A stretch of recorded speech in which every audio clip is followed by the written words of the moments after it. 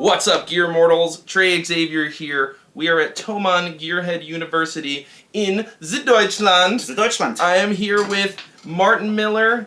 You know him from the internet and specifically from playing some mind-melting, awesome fusion, jazz, metal, shred, rock and roll guitar. Let's just start, because this is a gear channel, let's talk about your new shred machine, which we covered at NAMM, but I didn't get a chance to really... Wow. Yeah, well, I mean, just the Ibanez booth walkthrough, we got a little taste, but I want to hear what it is that you like about it and why you made certain choices about certain parts of it, and oh man, that color. I see a lot of these AZs, and they all look pretty cool. But this is the one that I wanna put on my swim cap, and dive right into it. Actually, that for me personally was the hardest choice to make by far. Is what colors it's gonna be. It's like that's like naming your child. I don't have children, but I imagine that's something that it must be similar to that. I think we boiled it down to like 32 colors or something like that to choose from, like final designs. And personally, I boiled it down to two. That was either the blue or a pink one. I was so close to getting a pink signature guitar. So this is a beautiful color, and I feel like a little bit less outrageous than a pink. I didn't see the pink that you would have chosen, but it would have been a modest pink. A modest pink. Is that a thing? I don't know. But ultimately, what it boiled down to was that we want to sell this guitar, right? So we want to make it a bit more generally applicable. So yeah, it's just got my tiny signature over here. Other than that, there's nothing signature about this. And you know, if you hadn't told me, like if you weren't holding the guitar, and I wouldn't have known that said Martin Miller. It's a beautiful autograph, but it's totally illegible. It's just, it looks like a mountain range. It looks like a Japanese painting of some mountains. Yeah. When the guys at Minor Distribution unpacked this guitar before they sent it to me, they called it the Mimi. This is kind of what it looks like. So the roasted maple, that was also your choice?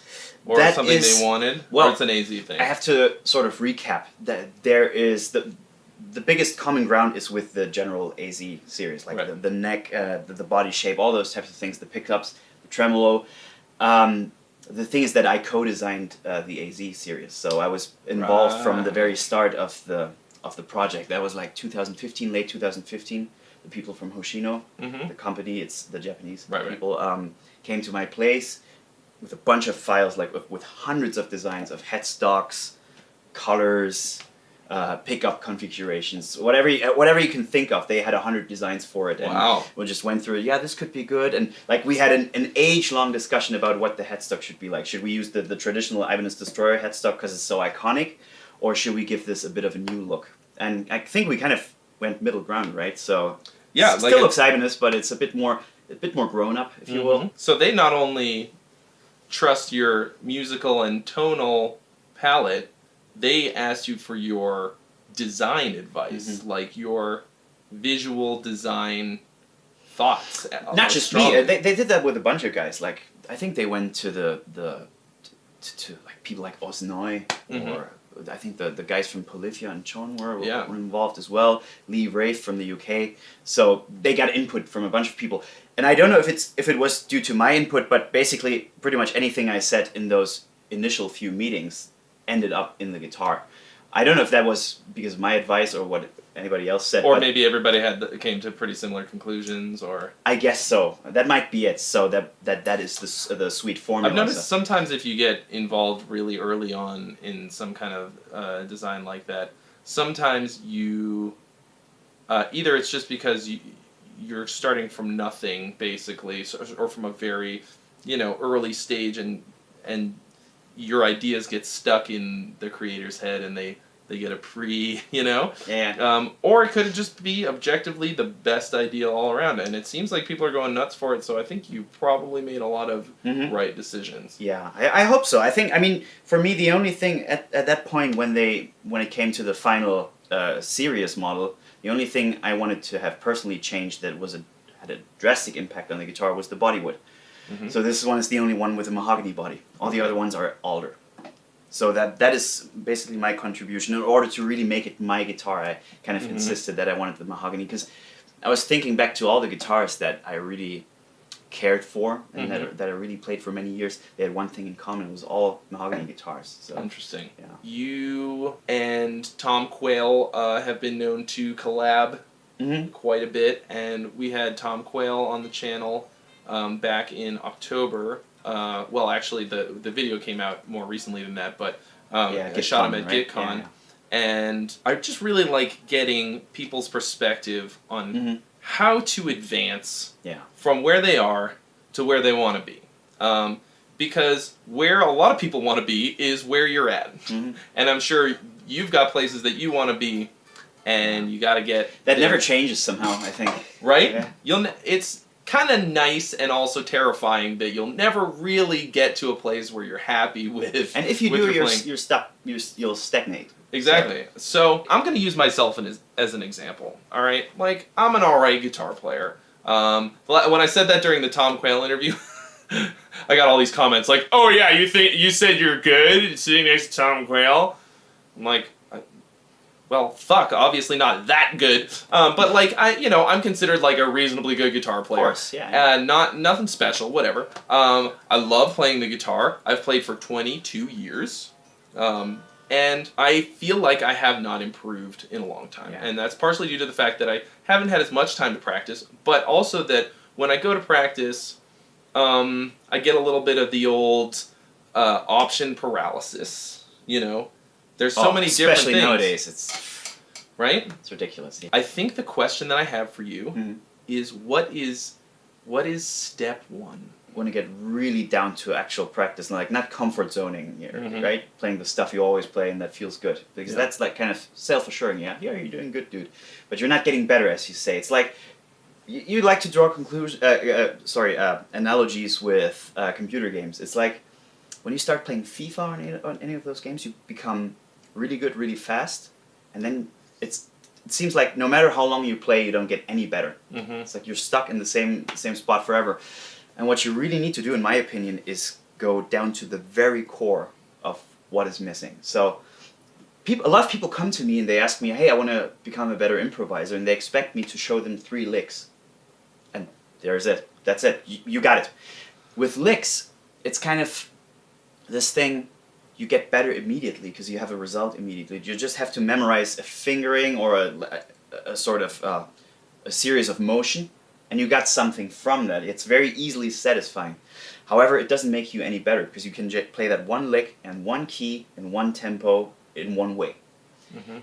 In order to get really fundamentally better, you have to work on the fundamentals, which is what I do. So when somebody tells me, I want to become a better improviser, then I ask them, what triad inversion is that? That's root position. Not quite. I'll play again. I'm not putting you on the spot. It's just a general thing. I know, but I want to do it. You're singing. Oh, that's first inversion. Exactly, first inversion major. So, if somebody can't do that, I'll have to go back another step. So they didn't pass that test, so I'll just go sing that note. And you wouldn't believe how many people who are physically capable, they cannot do this. They'll sing the 5th. That's how you know they're nearing on tone deafness. Because the 5th kind of blends really well with the root note. Yeah. It's kind of like they're invisible, which is why power chords work so well. Right. You see? And that just tells me the way they perceive music is very different from somebody who's more musically literate. So we have to start right there. You have to make them, you have to shape those people's ears. Because they'll perceive music differently. How the hell are you gonna come up with a melody and put it on the fretboard immediately, like in an improvisational context, if you cannot hear a note? That's the painful truth. You have to go back to the very beginning. Well, for you, that's obviously not the case. So, but you see, it took you a moment to figure out the inversion. So, so I might just become more confident with it. So just get to the point where it's like colors. Oh, that's green. That's red. So, just get it to that level, and then do the same thing with 4-note arpeggios, including inversions. You don't even need a guitar for that. You can just go to the piano. Well, have somebody else go to the piano. Yeah, I was gonna say I'll know if I'm no piano player, but I can tell which inversion I'm playing. But yeah, that's really good. So a little bit of ear training. That's a big one. For improv, ear training is very clutch. Even if it's not so rigid and technical as like the kind of ear training you go through at school, like I did. It can be more doing practical. Modus Novus and like. I did that. Yeah, it's so funny. In it's college, nightmarish. Yeah. It's but it's so good if you can go an interval, whatever interval you want, away from the note that you're hearing. Yeah. Then you've got it licked. It's kind of this trick, this mind trick that I'm playing. When I tell people to learn to hear intervals, I just say, forget about emotional connotations with intervals. Forget about major third sounds happy, minor third sounds sad. Forget about that, because I can trick you. I can go to somebody who doesn't know, and they'll go, what does this sound like? Is it happy or sad? Yeah. They'll say, it's happy, right? It's happy, yeah. It's happy. What is this? That's... Yeah, it's the same. It's still just happy, inverted, right? Yeah, it's still happy, but that's that is a minor sixth. That is a minor third. That's a minor third. All right, because the first thing you played was a major third, and then that's the upper half of. They have a relation, yeah. So yep. Your ear, as soon as I play this, you tricked me. Your ear is conditioned to. Right, because I'm hearing it in relation to the root note. Oh. But that root note is not there. I didn't play it. It was just still in your head. So people will say, "Oh yeah, that sounds happy," but it was a minor third. I can do the same with minor. Sounds sad, right? Still sounds sad, but it's a major third. So you have to basically, the modus novus is great for that because it basically abandons tonality. So you just look, what is the distance between two notes, totally independent of key. It's like you remember you had to do exercise like sing up 2/4, go up a half step, and sing down 2/4. Do, da, da, da, da, da. Stuff like that. It really shapes your ear. Just look at what a fourth is without any context and stuff like that. So that is a big one. That is the ear side of it. The other side, I think, is fretboard visualization. It's so crucial, and this is where pure ear training fails. You can have the greatest ears in the world, as long as you don't know where to put your finger. It's gonna fall apart. That has to be guitar specific, right? So you got to map out the fretboard. You got to know what it is that any of these intervals looks like anywhere on the fretboard. I mean, technically, if you know what any interval looks like at any time from any spot, then once you see a chord, you'll know what every interval in it is, and then you'll know just about everything you need to know about it. And then you need to understand functional harmony, of course, because a lot of channels on YouTube I see, they only cover modal improvisation, like here's a chord, here's your scale, head along. But I mean, not every minor chord can be treated with the same scale. It depends on whether is it a 2 chord, is it a 6 chord. So what is it? You cannot just say, oh yeah, Dorian, or yeah, minor scale. You have to look at it in context. Then you have to really understand functional harmony. Is this an Ionian chord? Is it a Lydian chord? So then I guess we'll go back to the question of what's the first thing to do, and of course it's going to be different for everyone. What's the first thing that you should do, more generally speaking, if you feel that you've plateaued or you feel like you're stuck in a rut? Especially as adults, we got to be just systematic. You know, when you're a young guy, your brain is like a sponge. You just soak up all the information that's out there. You just have to hang with a good guitar player, watch him play, and you take something away from it. It's kind of like that, isn't it? Yeah. As you get older, you need to become more systematic. Yeah. So you can totally compensate for the lack of sponginess of your brain, but you got to be smart about it. So what I would do, I would generally, like if you watch any of my lessons that I put online, they're so dry. I try to be as objective and dry as possible because I want to separate practice from performing as much as I can. So what a lot of people do when I show them a triad, they'll start playing around on the neck and start goofing around, go here and go here. I just go, no, play it in one position, play the major triad in one position. Don't move anywhere else. Don't give yourself the freedom to go where it's comfortable for you. You just have to grind it through this. And if you cannot find the major third here, well, you have to look for it. Don't go to that comfort zone place, right? Okay. So, let's say if you wanted to master triads, just go major triads at first. Don't overwhelm yourself. Major triad, position 1, next position, next position, and so on. So I just manipulated the factor position. I stayed in the same key, used the same device, but I changed position. How about I keep position, but I change key? So I could go through the cycle of fifths with this. Oh, sorry. G major. D major.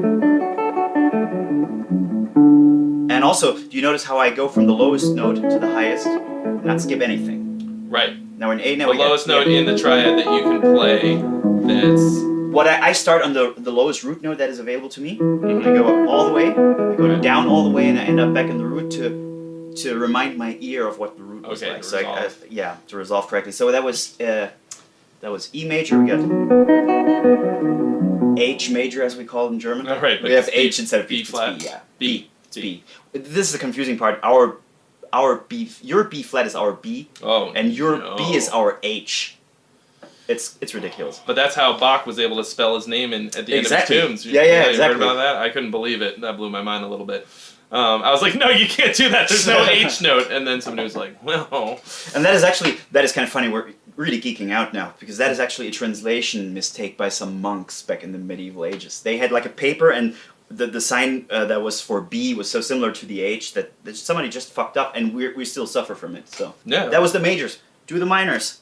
And when you're done with that, start with 4-note arpeggios. Yeah. Do major 7, minor 7, dominant 7, and then read on theory. Look how you can apply those. Learn to use substitutions. Why don't you start using that E flat major arpeggio that you learned over a C minor chord? Those types of things. Why don't you figure it out not only vertically but also horizontally? Those types. There's so much that can be done. It's just so take something that you think you already know and play it in a way that's different from how you usually do it. Even if all you can play is root position, minor pentatonic scale, which is 40-50% of guitar players out there, that's the only scale they know. Okay. yeah. Either learn the rest of the existing positions, there are 5 of them. It's a great way to start because you can expand those to the full scales. Right. And then maybe play them, figure out what they look like up and down on one string, or playing them intervallically, like play every other note and go back and forth instead of just going straight up and down. So stuff like that. That's cool. So then I can take a bunch of stuff that I already know and am basically familiar with, and then take one little step outside of the familiarity zone and learn something new. I like that. Yeah. Or when you say, like you play the same stuff over and over, you got this classic pentatonic major lick. How about you find every way possible to play that? So.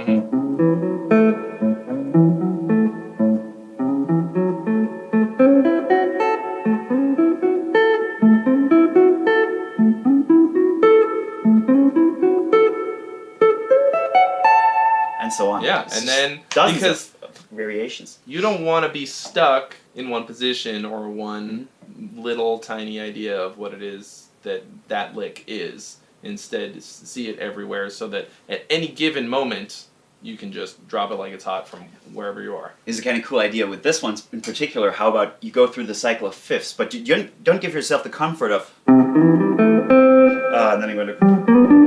Just shift around, right? Right. Do it the hard way. Do it C major, G major, D major. Yeah, try it without jumping all over the place. Yeah. Or here's one that I haven't done as much as I would like to, but I think is a really cool idea. Like almost taping off sections of the guitar. Like take a piece of tape and only allow yourself to play the notes within one position and try to improvise through something crazy, and it's brutal. But if you can do that and do that in every position, you got it covered. Yeah. You got it covered. I do that with my really advanced students. I actually tell them to play everything that we just discussed within this 5-fret range, because the beauty about the 5-fret range is you have every chromatic note in there. So there's nothing you can play within a reasonable space, yeah? So we basically do like an all the things you are thing. We play the arpeggios for all the things you are over every chord, but only within this 5-fret range, and then within this 5-fret range, and then within this 5-fret range. Oh, yeah. And it just gets you so much out of your comfort zone. That is the good stuff. That is when you get better. That is money in the bank. Right. It's the limitations that will make you better. If you've got everything, you aren't necessarily going to improve. It's like you're just luxuriating in what you've already got. And you tend to gravitate towards what feels comfortable to you already. Yeah. Which is not a bad thing. For example, my practice nowadays, if I have limited amounts of time, sometimes it's not about figuring out new stuff. Sometimes it's just reinforcing what I already know. Really, it's just consistency. Like I do a lot of technical exercise still, actually. So just to keep my hands, keep the muscle memory alive. If people want more lessons from Martin Miller, where are they gonna go? They can go on my YouTube channel, youtube.com/Martin Miller Guitar. There's a bunch of free stuff out there, and there's also some instructionals that I published through gemtrackcentral.com. So there's my product page on there. Has an improvisation masterclass that covers a lot of the fretboard stuff. There's a hybrid picking masterclass. There's some lick stuff. Yeah, so cool. And when is this now available for order? Has it hit the stores? Depends on your country. I've seen a bunch of them being shipped in Japan already, and I think they always get the best stuff first. Damn it! And they get extra tracks on albums too. Well, they spend a lot more money, but what are you gonna do? Yeah. So okay. I think next month they should be shipping anywhere in Europe and the US. Just talk to your dealer. If you're in the US, check out whatever Sweetwater and those kind of stores. They have it. They have it already. They'll ship it as soon as it's there. So just a couple more days or weeks, and it should be available. Well, thanks so much for hanging out, and thanks so much for watching, guys. Be sure also to subscribe to Martin's YouTube channel, and if you haven't already, mash my subscribe button for more reviews, interviews, and TGU stuff. And I'll see you real soon. Thanks, guys. Bye bye.